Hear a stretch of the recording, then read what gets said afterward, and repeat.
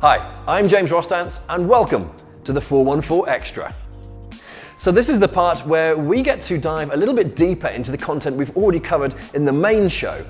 And I'd like to start just by asking, could you explain a little bit more about the hurdles that can get in the way of delivering the types of campaigns that you like to champion? Yeah, I think one interesting issue is the burden of proof. And both for clients and for agencies, more and more we're asked to prove that an idea works. And actually, if you think about the way that most people interact with campaigns, especially when it comes to content and above-the-line pieces, a lot of people share those on dark posts. So they'll take a picture of a billboard, they'll take a picture of, or they'll share a video on WhatsApp, a group of friends, and they'll all discuss that.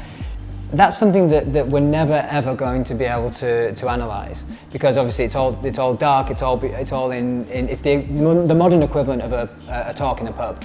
And so asking people to prove brand new, fresh ideas that people have never seen before is kind of impossible. So there's a real balance between, getting the strategy right, getting feedback, but not being so tied down by it that you don't actually do anything in the end. And I think that's going to be something that gets worse and worse and worse as people interact with campaigns in different ways. So is this about then having trust in your creative director or agency to ultimately yes, and that's something that if you're looking at the kind of client-agency relationship, that's something that both people need to work on that trust. It's not just on clients to trust their agencies more. You need to earn that trust. Trust is earned.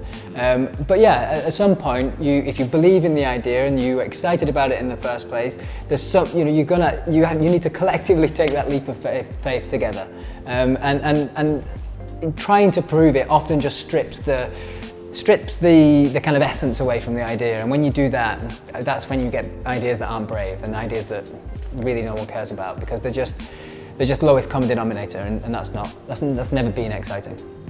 Well, could taking a brave approach ever work for larger brands? And if so, what sort of an approach should they take? Well, the answer is yes, in one word. Yeah. I think it can work, but I would push it a little bit further. I think it's something that they have to do more of, rather than just something that could be one of the things that they employ. I think they all need to be a bit braver. I think a good example is the beer industry.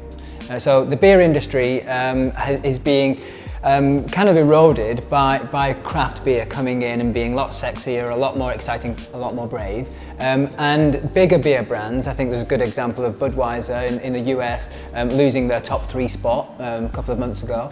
And that's partly because they're just trying to appeal to everyone. And what does it say about you when you walk into a bar and say, I'll have a Bud?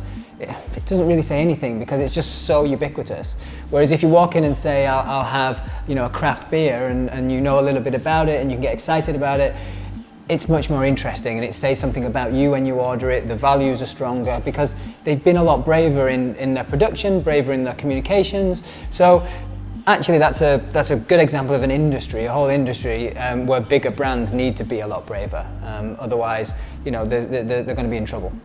So how important is it then for a product or a brand to say something about you, in your opinion?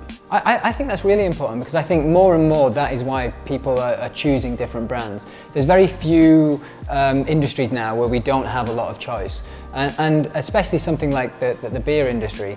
There's so much choice, so many new brands that actually people are navigating that by picking the brands that say something about them, and craft beer brands is a shortcut to many things depending on the brand, but an interest in localism, an interest in the flavour, all of those things that instantly when you order something it signals who you are and what you care about.